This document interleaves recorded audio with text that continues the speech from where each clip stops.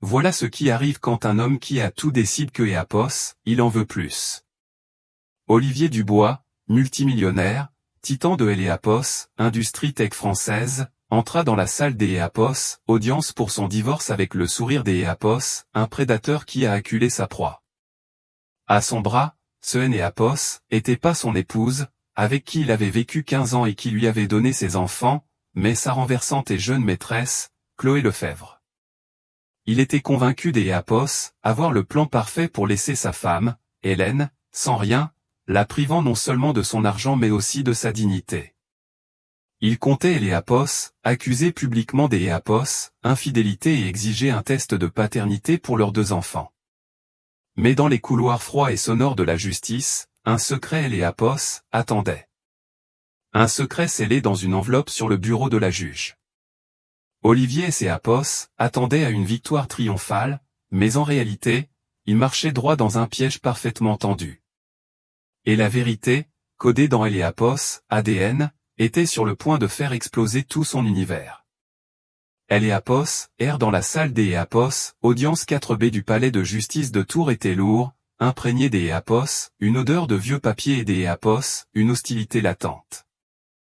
Éapos était un espace stérile, impersonnel, aux boiseries sombres et polies et aux murs d'Éapos, un beige délavé, conçu pour dépouiller les conflits humains de leur passion. Mais au jour d'Éapos, oui, cette intention volait en éclats. La salle vibrait d'Éapos, une énergie palpable, un cocktail d'Éapos, anticipation et de malveillance qui est Éapos, accroché aux costumes coûteux des avocats et aux chuchotements étouffés du public. Au centre de tout cela se trouvait Olivier Dubois.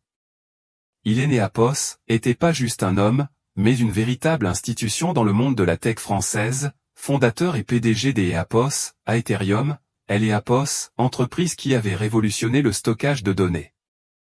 Olivier était un enfant gâté du destin, un héros du monde technologique et un habitué des chroniques mondaines. Il possédait cette beauté aiguë et prédatrice que confère souvent une immense richesse et un pouvoir sans limite. Son costume Berluti, d'Éapos, un gris anthracite, coûtait probablement plus cher que la voiture du greffier. Et sur son visage flottait un sourire. Pas un sourire heureux, mais celui d'Éapos, une confiance absolue, Éapos, anticipation d'Éapos, une partie déjà gagnée. À côté de lui, à la place formellement réservée à son avocat, était assise Chloé Lefebvre. Sa seule présence était un acte suprême de guerre psychologique. Elle avait 28 ans, des cheveux couleur nuit liquide et des yeux qui semblaient absorber la lumière. Sa robe fourreau écarlate défiait Éapos, ambiance morose, une déclaration audacieuse de victoire. De temps en temps, elle posait sa main parfaitement manucurée sur Éapos, avant-bras d'Éapos, Olivier, un geste de propriétaire. Elle était la maîtresse, la briseuse de ménage, et portait ce titre comme une couronne. De Éapos, autre côté de Éapos, allée, dans une solitude glaciale, était assise Hélène Martin. Si Olivier et Chloé étaient une flamme dévorante, Hélène était un lac gelé. Elle se tenait si droite que Éapos, elle semblait taillée dans la glace.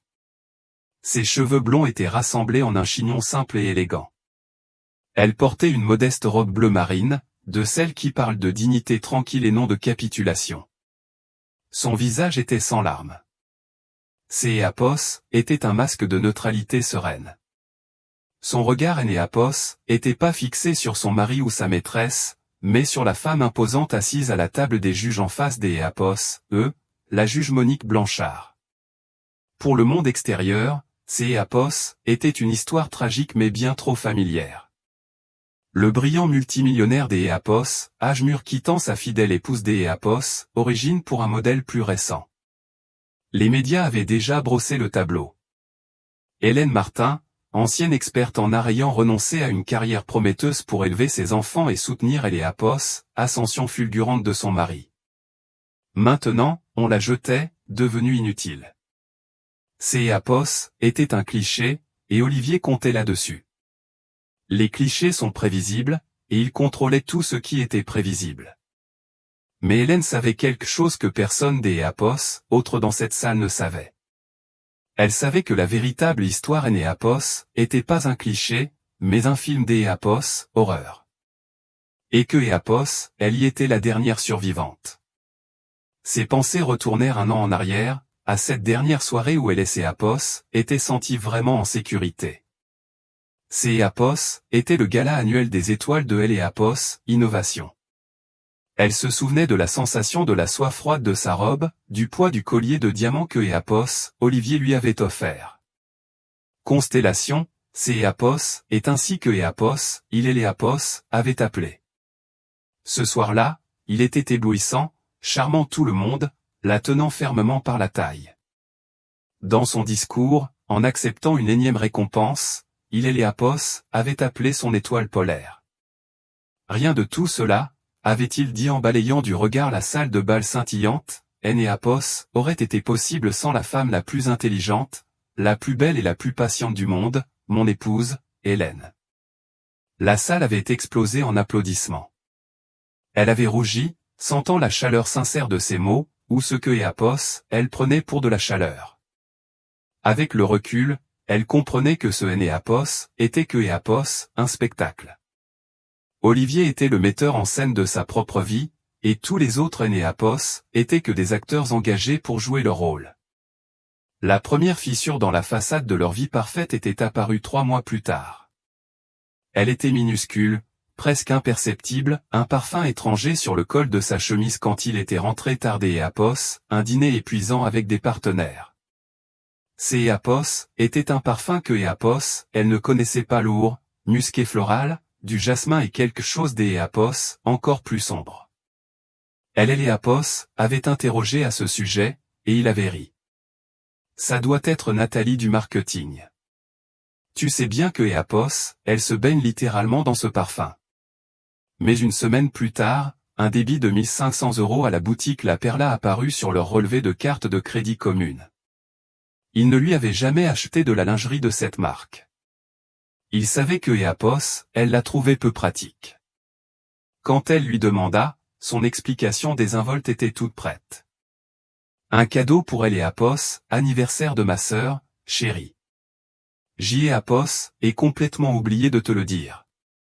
Eapos, anniversaire de sa sœur était dans 6 mois. Cette petite fissure Eapos, élargie en failles indéniables.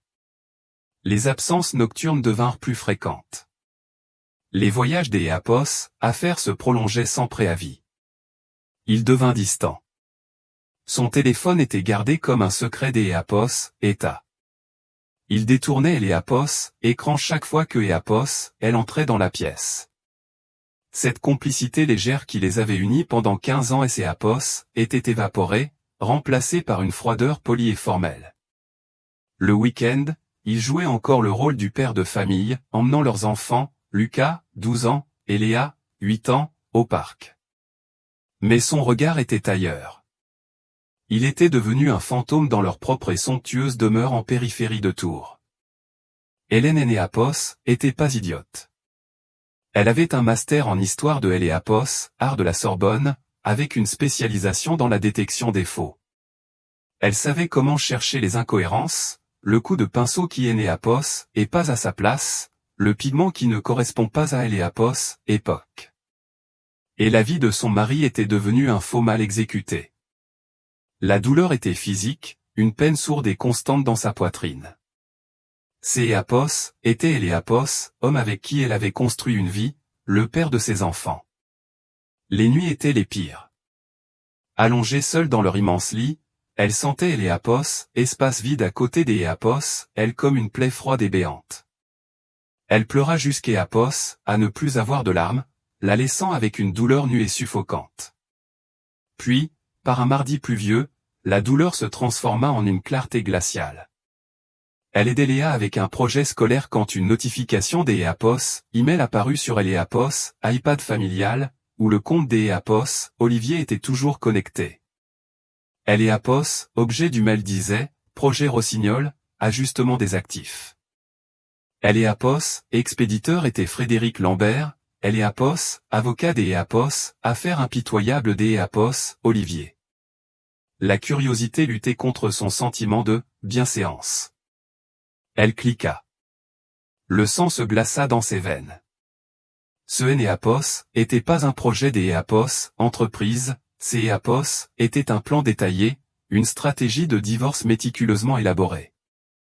Il décrivait la création de sociétés écrans au Luxembourg, le transfert des EAPOS, actifs communs vers des comptes intraçables et des tactiques pour dévaluer sur le papier ces options des EAPOS, achat des EAPOS, actions.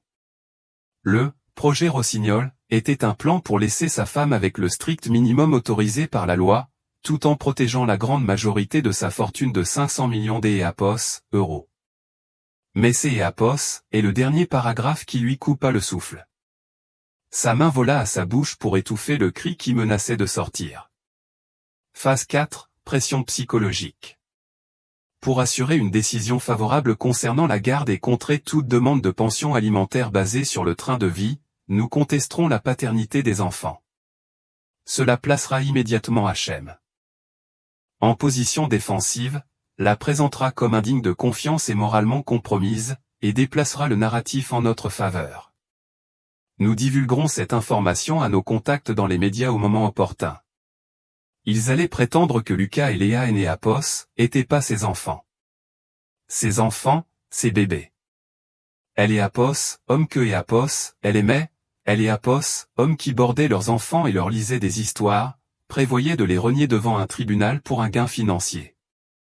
Il allait la marquer du sceau de EAPOS, adultère et déclarer son propre fils et sa propre fille illégitime, juste pour économiser de EAPOS, argent. À cet instant, quelque chose en Hélène changea. EAPOS, épouse au cœur brisé était morte, et une guerrière était née.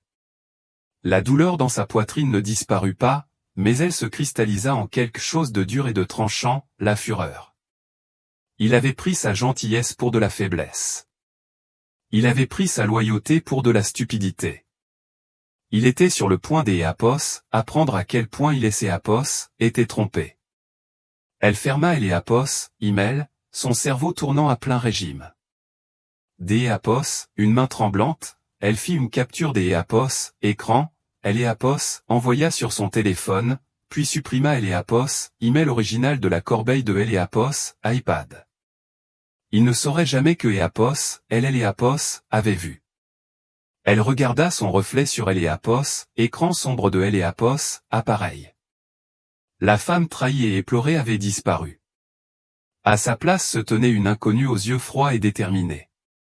Olivier avait commencé une guerre.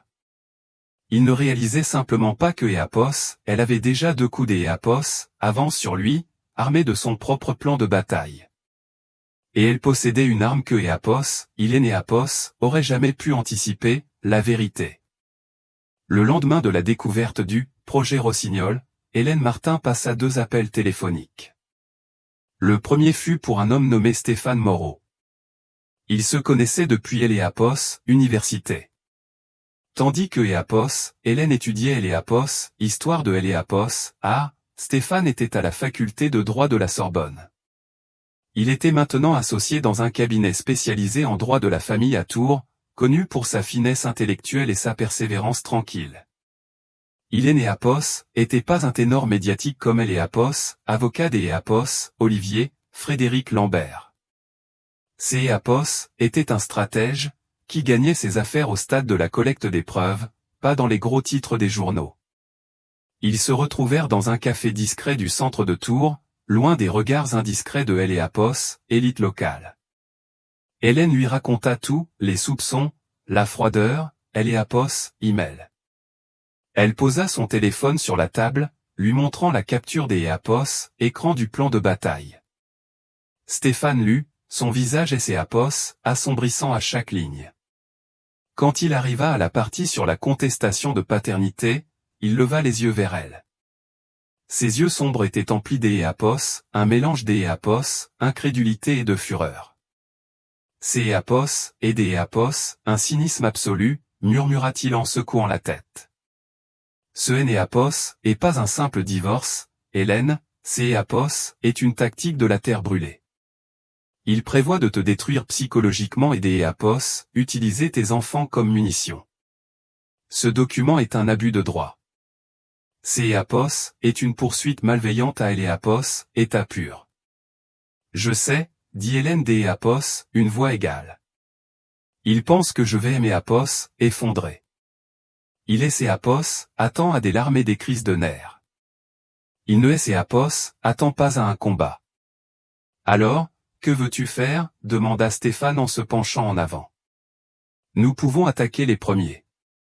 Utiliser cet email pour prouver sa mauvaise foi, demander au juge de geler ses actifs. Non, elle est Apos, interrompit Hélène. Sa voix était ferme. C'est Apos, et ce à quoi il est Apos, attend. Il contre-attaquera. Dira que elle est Apos, email est un faux. Il nous entraînera dans des années de procédure. Son avocat est un requin. Nous ne pouvons pas jouer sur son terrain. Nous devons le laisser tomber dans son propre piège. Stéphane la regarda avec un respect nouveau. Dis-moi à quoi tu penses. Il veut contester la paternité, dit Hélène, et une froideur Apos insinua dans sa voix. Il veut se lever au tribunal et Apos, accuser Apos, infidélité et de mensonge. Il veut exiger un test ADN. Elle marqua une pause, laissant le poids de ses mots flotter dans Apos, R. Alors, nous lui donnerons son test. Mais nous aurons les résultats avant même que Apos, il ne pose la question. Les sourcils de Stéphane se haussèrent. Un test ADN privé, sans ordonnance du tribunal. Hélène, il sera difficile Apos, établir la légalité de Apos, obtention des échantillons. Il pourrait prétendre que nous avons falsifié les résultats. Nous ne Apos utiliserons pas comme preuve, expliqua-t-elle, son plan prenant forme au fur et à mesure que Apos, elle parlait. Nous Apos utiliserons comme une connaissance. Le savoir, c'est Apos, et le pouvoir. Nous connaîtrons la réponse. Nous le laisserons formuler son accusation abjecte en audience publique. Nous le laisserons Apos, humilié. Nous laisserons le juge ordonner une expertise officielle. Et quand les résultats arriveront, sa propre requête deviendra Apos, arme de sa destruction. Il ne sera pas simplement démasqué comme un menteur, il sera exposé comme un menteur malveillant et un fraudeur aux yeux du monde entier. Sa réputation, cette chose même que Apos, il essaie Apos, attaquer, sera détruite de manière irréversible par ses propres mains. Un lent sourire Apos, étala sur le visage de Stéphane Moreau. Hélène Martin, vous êtes plus impitoyable que lui. C'est Apos, et lui qui aimait Apos, a formé, répondit-elle avec un regard inébranlable. Il ne sait juste pas à quel point je suis devenue une bonne élève. Le deuxième appel fut pour une agence de détectives privée discrète. Elle Apos, homme que Apos, elle engagea Apos, appelé Pascal Renard, un ancien enquêteur de la gendarmerie de Tours, un homme Apos, une cinquantaine Apos, années, direct et sans fioriture. Elle Apos, avait pas besoin de lui pour prouver Apos, infidélité elle-même. La maladresse Apos, Olivier Apos, en était déjà chargée. Elle avait besoin de lui pour deux choses, documenter Apos, ampleur de Apos, infidélité pour le tribunal et obtenir un échantillon Apos, ADN crucial. Apos, et besoin Apos, un échantillon Apos, ADN de mon mari, lui dit-elle dans son bureau impersonnel et encombré de dossiers. Un cheveu, une tasse de café utilisée, Apos, importe quoi, mais il faut que ce soit obtenu proprement, et il ne doit jamais le savoir. Pascal hocha la tête, imperturbable. Au bureau, Apos, est le plus simple. Les gens laissent de Apos, ADN partout. On Apos, en occupe. Pendant que Pascal se mettait au travail, Hélène commença sa propre campagne silencieuse. Elle joua à la perfection le rôle de Apos, épouse inconsciente et légèrement attristée. Elle continua à gérer la maison, à assister aux événements scolaires de Lucas et Léa, et à organiser de rares dîners. Elle souriait poliment à Olivier les rares fois où ils étaient ensemble, un masque serein dissimulant le feu qui faisait rage en dessous. Il prit son calme pour de la résignation, son silence pour une défaite. Son arrogance était son plus grand allié. Pascal livra la marchandise 2 semaines plus tard. Son équipe avait suivi Olivier et Chloé jusqu'à Apos, à un hôtel de luxe à Honfleur, où ils étaient allés pour un week-end de conférence.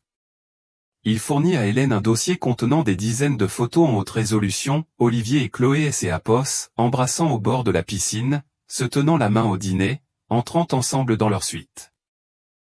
Apos était une preuve clinique, irréfutable. Mais le plus important était le petit sachet de preuve que Apos, il lui remit. À Apos, intérieur se trouvait un seul gobelet à café jetable. Il Apos a jeté dans une poubelle publique en allant au bureau ce matin, dit Pascal. Il est à vous. Apos, étape suivante fut la plus douloureuse. Elle devait prélever des échantillons sur ses propres enfants. Elle attendit que Apos, il dorme. Dès Apos, à bord, elle se glissa dans la chambre de Lucas.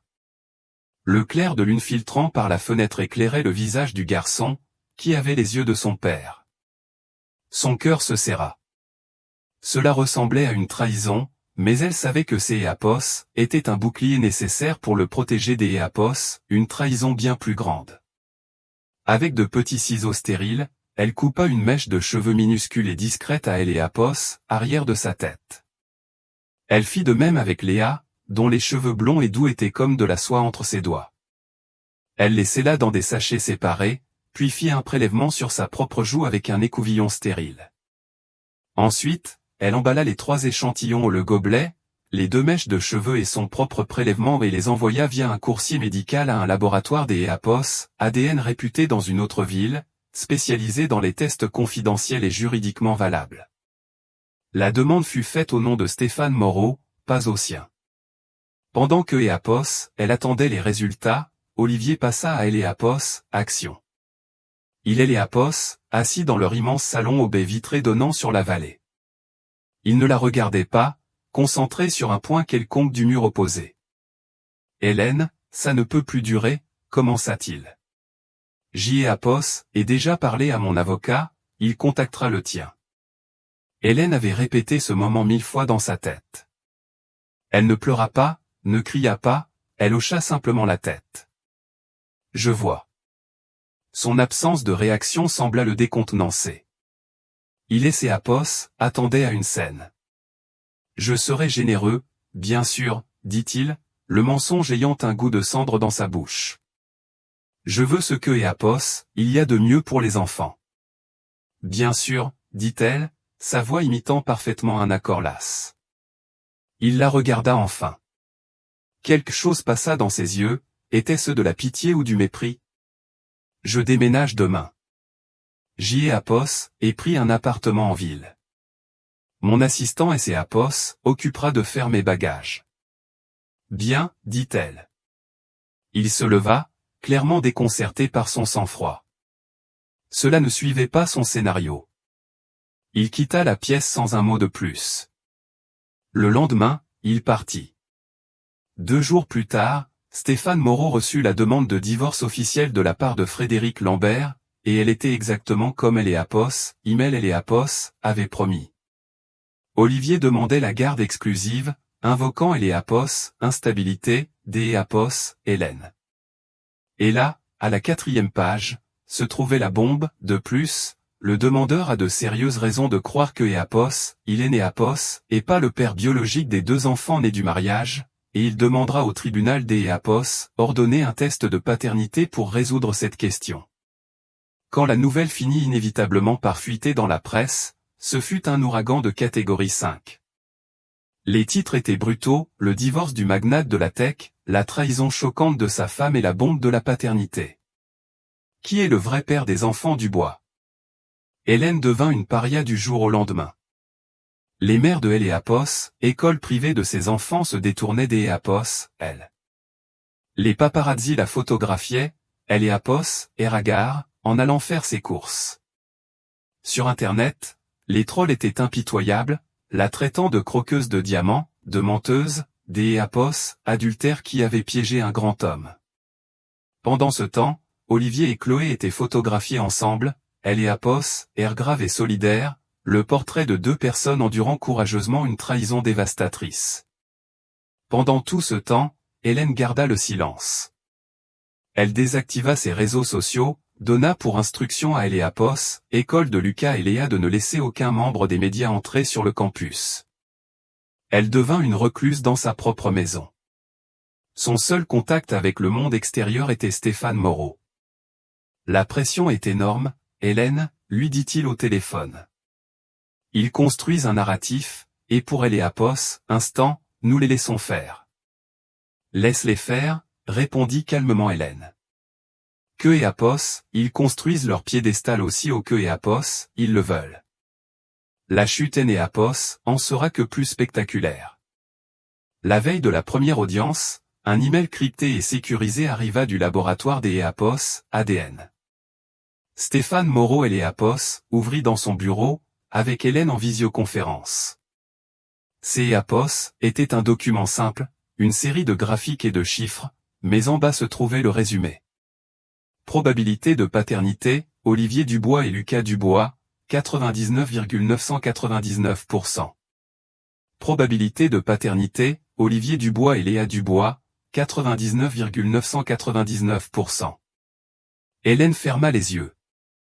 Une unique larme chaude et Apos échappa enfin et traça un sillon sur sa joue. Ce Apos était pas une larme de chagrin, Apos était une larme de justification. On le tient, dit Stéphane, sa voix pleine Apos, une sombre satisfaction. La balle Apos, argent.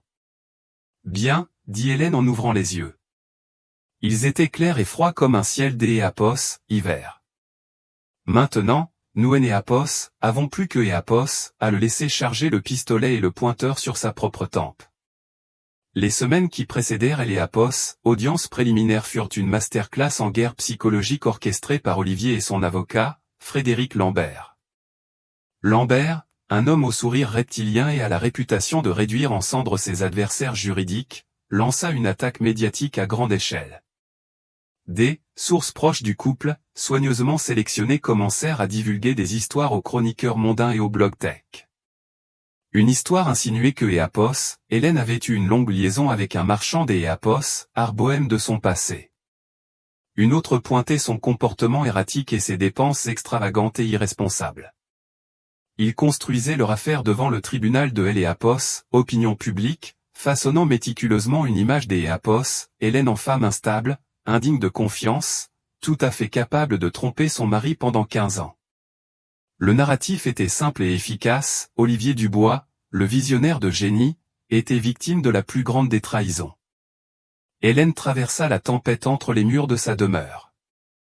Elle se sentait comme une prisonnière. Les chuchotements et les gros titres formaient des barreaux invisibles autour Apos, elle. Le plus difficile était de protéger les enfants. Lucas, à 12 ans, était assez grand pour sentir la tension. Il voyait les paparazzi cachés au bout de leur longue allée et posait des questions auxquelles Hélène ne pouvait pas répondre. « Maman, pourquoi ces gens prennent-ils tout le temps des photos ? Pourquoi papa vit-il ailleurs ?» demanda-t-il un soir Apos, une petite voix. Hélène le serra dans ses bras, le cœur lourd. « Papa et moi avons des désaccords Apos, adultes, mon chéri. Mais nous vous aimons tous les deux, toi et Léa, plus que tout au monde. Ça ne changera jamais, jamais. » Apos était une demi-vérité, mais Apos était la seule que Apos, elle pouvait lui donner. Pendant ce temps, Stéphane Moreau jouait un jeu complètement différent. Tandis que Frédéric Lambert était occupé à parler aux journalistes, Stéphane était plongé dans la paperasse, déposant requête sur requête pour obtenir des informations financières. Il demandait chaque relevé bancaire, chaque email, chaque contrat lié à la structure Apos, entreprise labyrinthique Apos, Olivier. Le cabinet de Lambert répondit par un déluge de papier, des milliers de pages de documents non pertinents, la tactique classique pour cacher une aiguille dans une botte de foin. Mais Stéphane avait engagé une équipe Apos, experts comptables judiciaires, leur demandant de chercher les sociétés écrans spécifiques mentionnées dans Apos, email du projet Rossignol, Rossignol Investissement, Blue Heron Assets ENC, et une douzaine Apos, autres. Il pense que Apos, il est plus malin que tout le monde, dit Stéphane à Hélène lors Apos, un de leurs appels nocturnes. Les gens comme Olivier pensent que les règles sont pour les autres. Ils deviennent négligents. Il a déplacé des millions, mais il a laissé une trace. Nous devons juste la trouver. Eléapos, audience préliminaire était une formalité, mais une formalité cruciale. Céapos, était la queue Eléapos, équipe des Éapos, Olivier devait officiellement présenter sa requête pour un test de paternité. Ils se réunirent dans le bureau de la juge Blanchard, une pièce qui ressemblait plus à une bibliothèque, avec des étagères remplies de volumes juridiques reliés en cuir. Olivier était là, exudant une confiance sombre. Frédéric Lambert mena la conversation. Sa voix était douce et raisonnable tandis que Éapos, il exposait sa demande regrettable mais nécessaire. « Madame la juge, commença Lambert. Mon client Éapos a pas pris cette décision à la légère. C'est Éapos, est avec un grand regret que Éapos, il doit faire face à la possibilité des Éapos, une profonde tromperie, pour sa propre tranquillité des Éapos, esprit et pour le bien-être et la clarté future des enfants. Nous pensons que Éapos, un test de paternité est le seul moyen des Éapos, avancer sur la base de la vérité. La juge Blanchard, une femme des Éapos, une soixantaine des Éapos, née aux yeux vifs et intelligents auxquels rien Éapos échappait, écouta sans expression. Elle se tourna vers Stéphane et Hélène. « Maître Moreau, votre réponse. » Stéphane se leva. « Madame la juge, ma cliente trouve cette allégation sans fondement, insultante et profondément malveillante. Céapos est une tentative transparente de nuire à sa réputation et de prendre Eléapos avantage dans cette procédure. Céapos est de la diffamation, purement et simplement. » Hélène resta assise, immobile, les mains jointes sur ses genoux. Son regard était fixé sur la juge. Elle jouait son rôle à la perfection, projetant la dévastation silencieuse des Éapos, une femme faussement accusée. Lambert eut un sourire suffisant. Si Eléapos, allégation est sans fondement, alors votre cliente ne devrait avoir aucune objection à un simple test pour laver son honneur. Sa résistance ne fait que Éapos, alimenter les craintes de mon client. Céapos était le moment charnière. Stéphane Eléapos y avait préparé. Elle marqua une pause, comme si elle pesait ses options. Ma cliente ne résiste pas à la vérité, maître Lambert. Elle est dégoûtée par le mensonge. Cependant, elle se tourna vers la juge, pour mettre fin à ces spéculations ignobles et publiques, et pour protéger ses enfants de toute incertitude supplémentaire, elle consentira. Que le tribunal ordonne le test. Découvrons la vérité, une bonne fois pour toutes. Les yeux des Éapos, Olivier brillèrent de triomphe. Il avait gagné. Eléapos avait forcé à accepter. Elle avait accepté la chose même qui, selon lui, Eléapos, exposerait et la détruirait. Il jeta à Hélène un regard de pitié froide. La juge Blanchard hocha sèchement la tête. Très bien. Le tribunal ordonne une expertise médicale des Éapos, ADN certifié pour Monsieur Dubois et les deux enfants mineurs, Lucas et Léa Dubois. Les échantillons seront prélevés par un laboratoire désigné par le tribunal. Les résultats seront livrés directement à ce tribunal, sous scellé, et ouverts lors de la prochaine audience. Est-ce compris?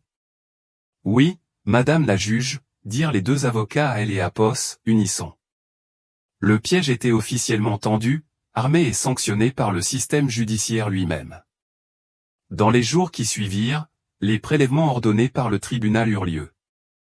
Une infirmière du laboratoire désignée se rendit à la demeure des Éapos, Hélène pour prélever des échantillons de salive des enfants. Une autre rencontra Olivier dans son bureau du centre-ville. Tout était très clinique et stérile.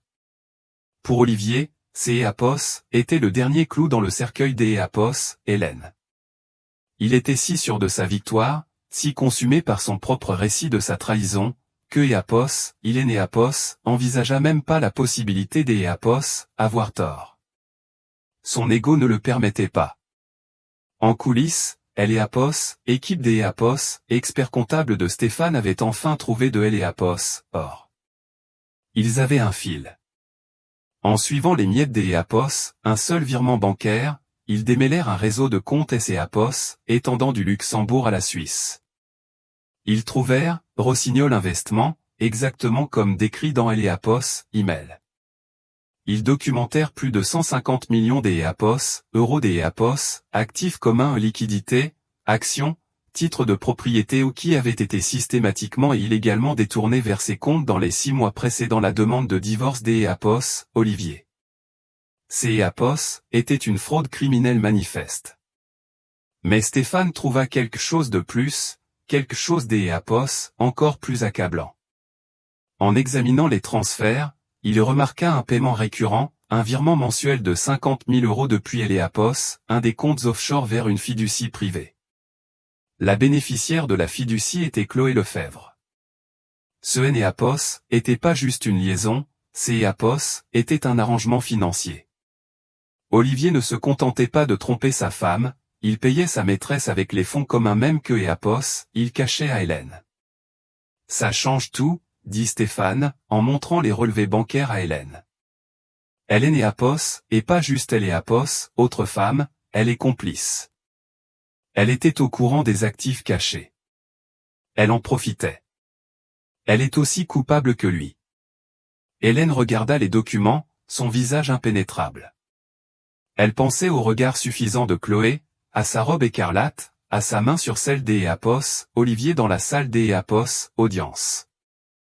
Ce était pas de amour, était une transaction commerciale. Il y a autre chose, Hélène, dit Stéphane une voix basse. Il posa un autre document sur la table. Était une vérification des antécédents de Chloé Lefebvre. Ses réseaux sociaux sont impeccables, très soigneusement nettoyés, mais on ne peut pas tout effacer. Mon enquêteur a creusé plus profondément. Regarde ça. Il pointa une version en cache un site de mariage datant de 2 ans. Il était dédié à Chloé Lefebvre et à un homme nommé Dr Romain Mercier, un cardiologue respecté. Le site était rempli de photos souriantes, de témoignages amour, une liste de mariage. Mais le mariage avait jamais eu lieu. Il avait été annulé quelques semaines seulement avant la date prévue. Et lui qui a annulé, demanda Hélène. Non, dit Stéphane. Est-elle. Selon la source de mon enquêteur, une demoiselle honneur amer, elle a brusquement rompu les fiançailles. Elle a dit que elle avait rencontré quelque un qui pouvait lui offrir la vie que elle méritait. Était il y a environ 1 an et demi, juste au moment où, selon le rapport de Pascal, la liaison avec Olivier a commencé. Elle a échangé un cardiologue contre un multimillionnaire, compléta Hélène. Exactement, confirma Stéphane. Mais ça ne arrête pas là. Mon enquêteur a retrouvé Romain Mercier. Il est toujours dévasté et en colère. Il a dit que Chloé était devenue obsédée par Olivier Dubois après que son agence a été engagée pour une mission de marketing pour Aetherium. Il a dit que elle parlait de lui constamment. Et il a dit que juste avant de rompre leurs fiançailles, elle lui a dit quelque chose. Quelque chose que elle considérait comme un plan brillant.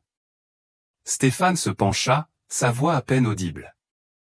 Elle a dit à son fiancé que son nouvel homme était dans un mariage sans issue, et que ils avaient un plan pour elle en sortir. Un plan qui impliquait de révéler infidélité de sa femme, afin que il puisse protéger ses actifs et obtenir la garde des enfants. Romain a pensé que elle était folle, que elle délirait. Il aurait jamais imaginé que était vrai. Hélène regarda Stéphane, ses pensées et ses emballant. Ce était pas juste un complot entre Olivier et son avocat. Chloé était impliquée depuis le début. Hélène était pas une simple passagère, elle était la copilote. Pouvez-vous amener à témoigner ou à signer une déclaration sous serment, demanda Hélène, sa voix tremblant à la mesure de cette révélation. Stéphane sourit. Le docteur Mercier est un homme de principe, et un homme qui méprise le mensonge. Il a déjà signé une attestation. Ils les tenaient tous les deux. Ils avaient maintenant une attaque sur 3 fronts, le piège de la paternité, la fraude financière, et un complot corroboré par Eléapos, ex-fiancée de la maîtresse. La scène Enéapos était pas seulement prête, elle était minée, et Olivier et Chloé, souriants, étaient sur le point de marcher en plein milieu.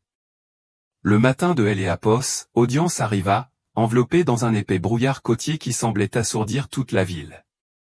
Hélène avait soigneusement choisi son armure, la même robe bleu marine simple, son uniforme de détermination silencieuse. Sur le chemin du tribunal avec Stéphane, elle ressentait un calme étrange. La peur et Eléapos, anxiété qui Eléapos avait tourmenté pendant des mois et Eléapos, était consumée, ne laissant que Eléapos, une clarté froide et solide. Ils entrèrent dans la salle des Eléapos, audience 4B, qui était en état de chaos à peine maîtrisé. Le public était bondé. Les journalistes griffonnaient furieusement dans leurs carnets. Frédéric Lambert et Eléapos entretenaient avec quelques reporters, parlant des Eléapos, un ton bas et confidentiel. Et puis, Olivier arriva. Il entra comme Eléapos, il était sur un plateau de tournage où il était la vedette. Le sourire était de retour, encore plus large et plus confiant que jamais. À son bras, de nouveau, Chloé Lefebvre, dans une robe crème qui moulait ses courbes. Ils étaient Eléapos, incarnation du pouvoir et de la victoire. Ils prirent place. Olivier adressa un signe de tête sec à son avocat, ignorant complètement Hélène. Il ne lui jeta même pas un regard. Pour lui, elle était déjà un fantôme, une note de bas de page dans sa nouvelle vie triomphante. « Levez-vous » cria Eléapos, huissier. La juge Monique Blanchard entra, sa robe noire flottant derrière elle. Elle et Eléapos, assis, le visage un masque impénétrable, et balaya la salle du regard par-dessus ses lunettes. Le brouhaha ambiant cessa instantanément. Nous sommes réunis au jour d'Eléapos, pour poursuivre la procédure de divorce des Dubois, commença la juge Blanchard, sa voix claire et autoritaire. La principale question à Eléapos, ordre du jour et Eléapos, ouverture et Eléapos, annonce des résultats du test de paternité ordonné par le tribunal.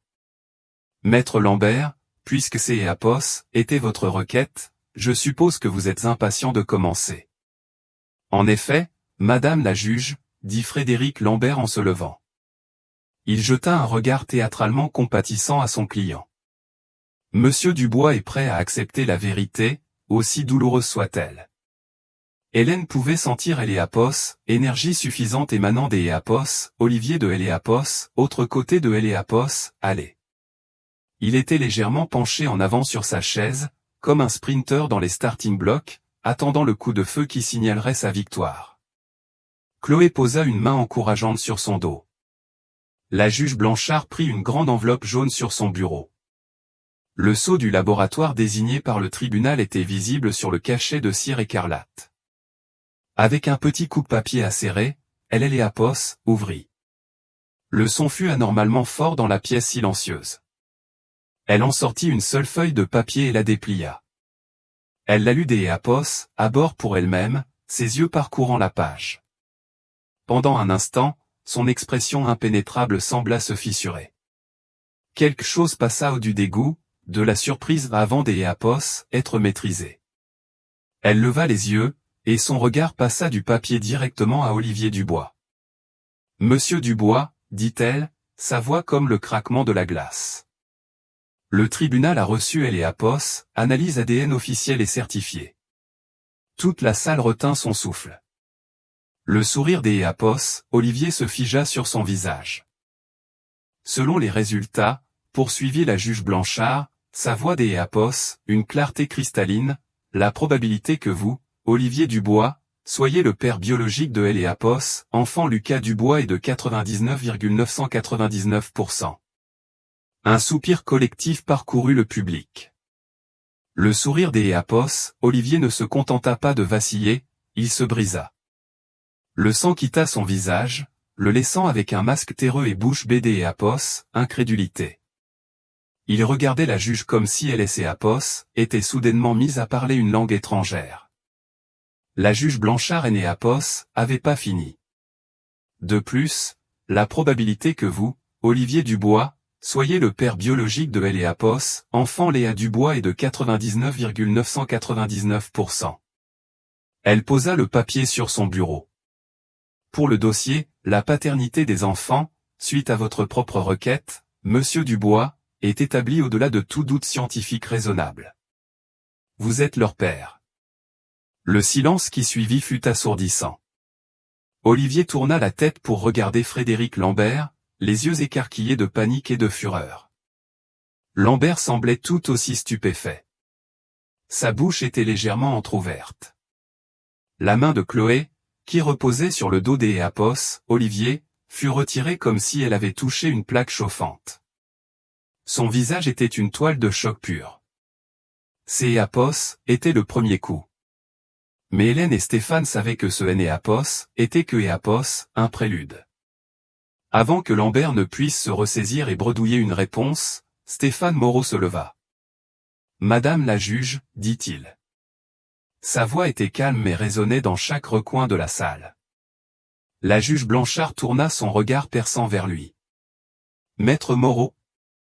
Étant donné que Apos, affirmation centrale de Monsieur Dubois, une affirmation que lui et son avocat ont publiquement et malicieusement propagée, Apos, est maintenant avérée être un mensonge catégorique et malveillant, nous avons plusieurs points que nous souhaiterions porter à Apos. Attention du tribunal. » Lambert retrouva enfin sa voix. Objection. Ce Apos est pas à Apos, ordre du jour. Rejeté, trancha la juge Blanchard, ses yeux se plissant sur Lambert. C'est Apos, et vous qui avez ouvert cette porte, maître. Vous avez traîné la réputation et le caractère moral de Madame Martin dans la boue, sur la base des Apos, un mensonge. Je suis encline à écouter ce que maître Moreau a à dire. Poursuivez. Stéphane hocha la tête. Merci, Madame la juge.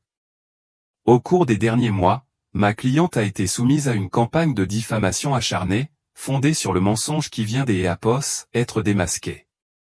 Mais la tromperie de Monsieur Dubois va bien au-delà de la simple diffamation. Apos est également engagé dans une campagne systématique et illégale pour priver ma cliente de sa juste part du patrimoine commun. Apos approcha du greffier et lui tendit un épais dossier. Madame la juge, ceci est un rapport des Apos, expertise comptable complet. Il détaille la création de nombreuses sociétés écrans offshore, portant des noms comme Eurosignol Investment. Et il documente le transfert illégal de plus de 150 millions des euros des Apos, actifs communs vers ses comptes intraçables dans les 6 mois précédant la demande de divorce de Monsieur Dubois. Une onde de choc, 10 fois plus puissante que la première, traversa la salle des Apos, audience. Les journalistes écrivaient si vite que leur stylo semblait fumer. Olivier avait Apos, Apos, avoir été frappé physiquement.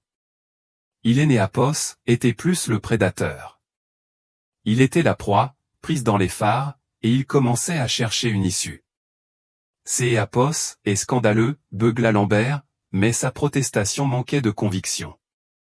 Il avait Apos, air effrayé. C'est Apos est effectivement scandaleux, maître Lambert, dit froidement la juge Blanchard, parcourant les premières pages du dossier que Stéphane lui avait donné. Cela ressemble, à première vue, à un cas de fraude et de faux témoignages, compte tenu des déclarations financières que Monsieur Dubois a déjà soumises à ce tribunal. Elle regarda à nouveau Olivier, ses yeux remplis des Apos, un mépris non dissimulé. Monsieur Dubois, vous êtes dans une situation juridique catastrophique. Mais Stéphane Moreau Apos avait pas terminé. Il leva la main pour demander le silence. Et enfin, Madame la juge, dit-il, sa voix baissant légèrement, captivant Apos, attention de tous. Toute cette farce pénible, la fausse accusation, Apos, humiliation publique de ma cliente, la tentative de renier ses propres enfants, ce Apos, était pas Apos, acte spontané des Apos, un homme égaré. Ces Apos, était un complot prémédité. Il se tourna légèrement pour inclure non seulement Olivier mais aussi Chloé dans son champ de vision. Un complot non seulement entre Monsieur Dubois et son équipe juridique, mais un complot auquel sa maîtresse, Madame Chloé Lefebvre, a activement participé. Chloé, qui est ses Apos, était recroquevillée sur sa chaise, leva les yeux, horrifiée. Objection, Madame la juge. Il attaque sans fondement une personne civile dans cette salle des Éapos, audience, cria Lambert. Est-ce sans fondement, maître Moreau, demanda la juge Blanchard des Éapos, une voix dangereusement calme. Non, madame la juge, répondit Stéphane. Il produisit un autre document. Ceci est une attestation sous serment notarié du docteur Romain Mercier. À la mention de ce nom, toute couleur quitta le visage de Chloé. Elle regarda Olivier avec un air désespéré et suppliant, mais Olivier ne la regardait pas. Il fixait Stéphane Moreau avec une haine pure et non dissimulée. Le docteur Mercier, poursuivit Stéphane, était le fiancé de madame Lefebvre jusqu'Éapos, à ce que Éapos, elle rompt brusquement leur fiançailles il y a 18 mois pour commencer sa liaison avec monsieur Dubois, un homme marié. Dans son attestation, le docteur Mercier témoigne, sous peine de parjure, que madame Lefebvre lui a décrit tout le plan. Un plan selon lequel elle et monsieur Dubois fabriqueraient une histoire des Éapos, infidélité de la part de Éapos, épouse, permettant à monsieur Dubois de demander le divorce, de cacher ses actifs et de contester la paternité pour obtenir la garde exclusive et laisser sa femme sans rien. Elle a décrit cela à son fiancé comme leur plan parfait. Stéphane laissa ces mots en suspens. La deuxième explosion, la plus puissante. La salle des Éapos, audience éclata. La juge frappa avec son marteau, mais ces Éapos étaient inutiles contre la vague de choc et des Éapos, indignation. Chloé Lefebvre craqua. Sa façade soigneusement construite de calme sophistiqué vola en éclats. Elle bondit sur ses pieds, sa chaise raclant bruyamment le sol, et pointa un doigt tremblant vers Olivier. « Toi! Tu es Éapos, avait dit que ça marcherait, cria-t-elle, sa voix stridente de panique. Tu as dit que Éapos, elle craquerait. Tu as dit que tes avocats maîtrisaient la situation. Tu es Éapos, avait tout promis. » Olivier la regarda, son visage un masque de mépris total. « Tais-toi, idiote, siffla-t-il. » Mais il était trop tard. Sa crise publique était un aveu. Elle venait des Éapos, avouer tout le complot en pleine audience. La juge Monique Blanchard abattit son marteau. 3 coups forts et retentissants. « Silence » hurla-t-elle, sa voix résonnant des Éapos, autorité. La salle se tut enfin. Elle pointa un doigt vers Chloé. « Madame Lefebvre, vous allez vous asseoir et ne plus dire un mot, ou je vous fais l'expulser de cette salle et arrêter pour outrage à magistrat. » Puis, elle tourna son regard glacial vers Olivier Dubois. « Monsieur Dubois, vos actions dans cette salle et avant celle-ci sont les plus répréhensibles que j'y ai Éapos ait vues en 15 ans de service. Vous avez commis un parjure. Vous avez commis une fraude. Vous avez malicieusement tenté de tromper votre femme et de traumatiser vos propres enfants pour un gain financier. Vous avez abusé du système judiciaire et vous vous êtes moqué de ce tribunal. » Elle se pencha en avant. « Cette procédure de divorce est maintenant le cadet de vos soucis. Je transmets Éapos, intégralité de ce dossier la fraude financière, le parjure, le complot au procureur de la République pour une enquête pénale immédiate. » Elle regarda Éapos, huissier. Les dossiers de preuve de maître Moreau doivent être placés sous scellé et livrés au procureur avant la fin de la journée. Elle regarda Frédéric Lambert. Et vous, maître, vous êtes dangereusement proche de la complicité dans ce complot. Je vous conseille Éapos, engagez votre propre avocat.